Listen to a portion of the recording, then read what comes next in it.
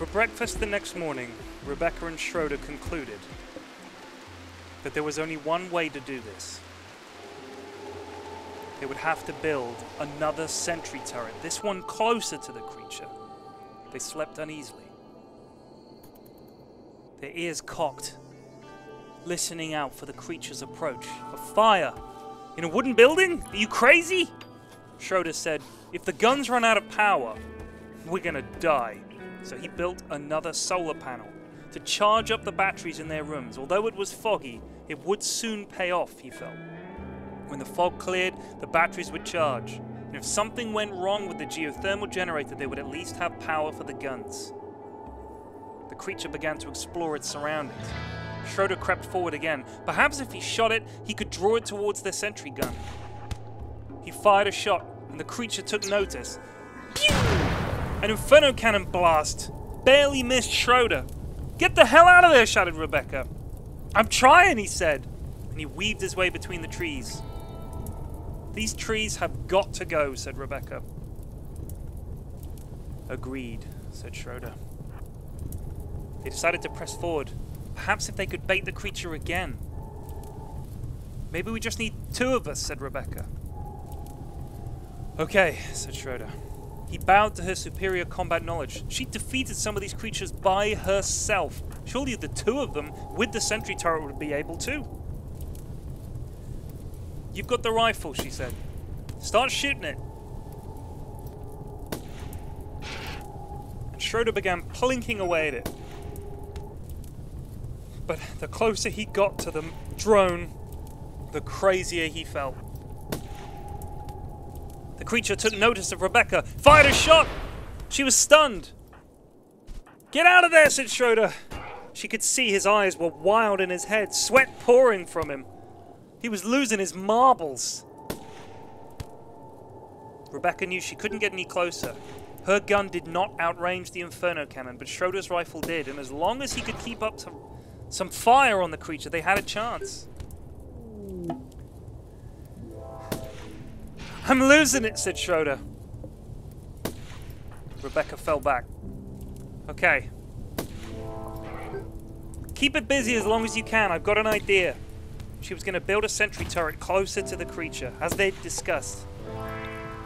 They'd have to run a long power conduit. It's going to be a time-consuming and expensive job. Schroeder was close to crazy. Between the rain and the creature and the fire, he could feel his mind slipping away. He was gone. Schroeder went mad. He turned his fury on the squirrels. The bloody squirrels! Always squirking and cheeping. Always happy. Stupid bastards with your nuts and your fluffy tails. He killed one of the squirrels. Rebecca was worried. What if he didn't stop at squirrels? They say that serial killers begin by harming animals. And here was Schroeder killing every living thing within a mile radius. He was bleeding from all the squirrel bites he'd sustained in his psychotic onslaught. Schroeder wanted to kill everything. Rebecca grabbed some sleep while she could, but Schroeder was on the prowl. He was out there armed with a rifle, and Rebecca knew she would have to subdue him and hope that somehow she could avoid killing him.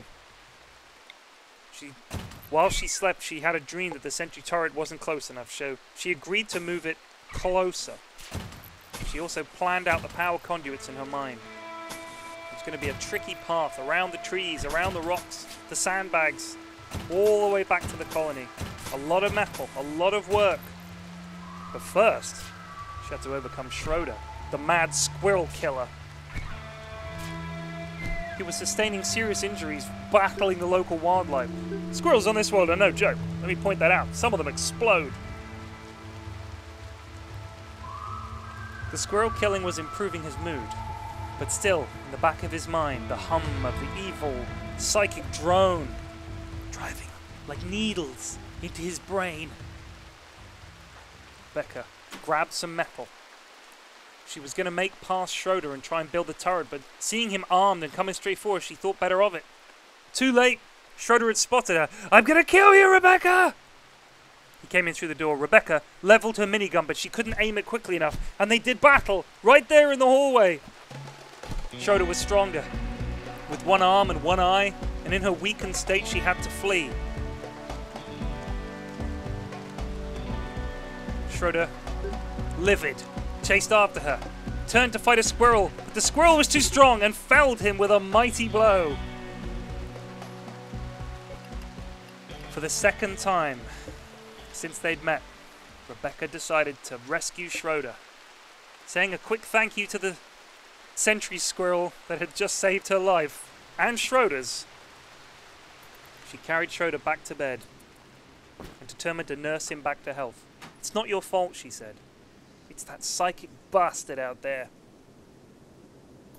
She grabbed some food, fed Schroeder, and then determined to finish the sentry gun and finish what they'd started.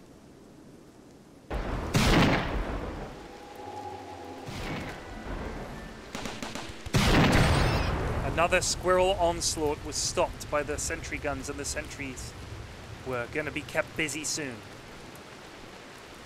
Squirrels would not stop. The madness that had affected Schroeder had affected them. Only Rebecca, with her sense of eternal optimism, was able to resist. Schroeder, covered in bites and scratches, was on the mend, and soon he was better. "I'm sorry, Rebecca," she said. "Don't think about it. Just finish the sentry turret. We have to kill that thing." Yeah, of course," he said. And he rushed to finish the power conduits.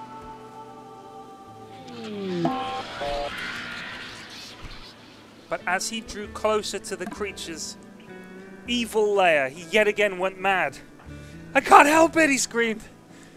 "It's in my mind!" And he went squirrel crazy again. Rebecca, starving hungry, wolfed down some food. Her injuries were grave. Her fight with Schroeder had taken its toll, and she'd sustained serious injuries. Worse was to come if she couldn't finish that gun, if she couldn't destroy that alien bastard. Schroeder would either go completely mad and kill her, or she would have to kill him. Taking her time, she carefully crept past Schroeder while he was tucked behind some rocks, checking out the old ruins. His madness might just save her, if she could keep him busy. She could get enough metal up there to finish the sentry gun, kill the centipede, and then destroy the ship. She paused to grab some potatoes, but no, she must keep mining.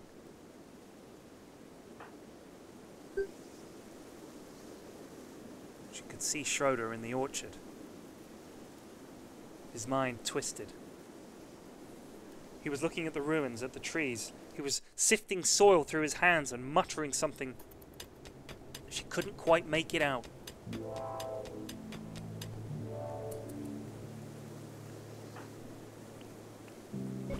She finally had enough metal to finish.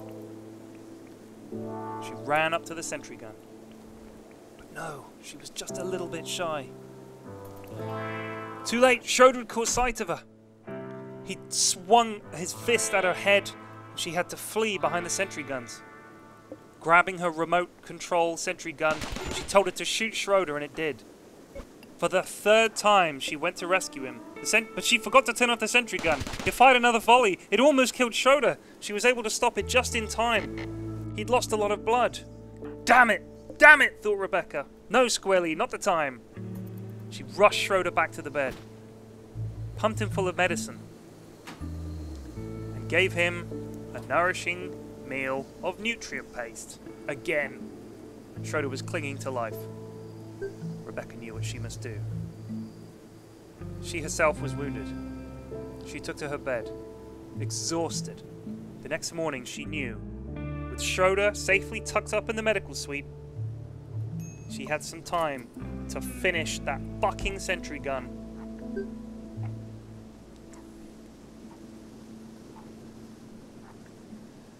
The psychic hum had grown from a background tingle to a constant barrage. She went to see Schroeder. She patched his wounds and she said to him, "Don't worry, Schroeder. Once you're stable and I pumped you full of painkillers, I'm going to go and kill that fucking thing. I'm going to save us both." He could barely manage to open his eyes and smile at her beautiful face. "I must finish it," she said, and she quickly ran, mined some metal from the rock face, and then, grabbing a little more than she needed, she ran back to the sentry gun. She worked hard and fast. "This will work," she said. "This will work." As soon as she'd finished the sentry gun, it sprang to life and began battering the confused mechanoid centipede, smashing it with its powerful long-range volleys. The creature, its vision sensors, obscured by range and foliage, stood stock still, its computer brain whirring, processing the damage, unable to determine from whence its assailant came. It was dying. The sniper rifle fired mercilessly, felling the creature. Rebecca ordered the sentry gun to continue firing until the creature was completely destroyed. "It's dead, Schroeder. The centipede is dead, and now I'm going to destroy that ship and save your mind." And she did. Checking her minigun, she marched fearlessly towards the crashed ship, and she blew that fucking thing into a million pieces. "Die, you psychic drone bastard! Die!" She peppered its hull with a volley of fire, and soon it was destroyed. Instantly, the psychic hum ended. Rebecca ate breakfast, and then she noticed something. Her vision that morning was worse. She could barely see. Her eyes were one of her eyes was destroyed, the other crushed. She was blind. She could feel her vision fading by the minute. "Schroeder," she said. "Schroeder, you must wake up. The creature's gone. The ship is dead. And I'm blind." "I'm so sorry," he said. "I'm so sorry." "Don't worry about it," she said. "I have to go look at it. I have to make sure," he said, and he did. And he found something in the wreckage. The core of the creature. He thought it was some kind of robotic AI. Not quite knowing why, he brought it back to base. Placed it safely in their stockpile. Maybe one day they could find a use for it. Maybe. Over the coming weeks, despite blind, Rebecca continued to live in hope and optimism. "We need to build more houses," she said, "in case someday we do find some friends." "Okay, Rebecca." And they did.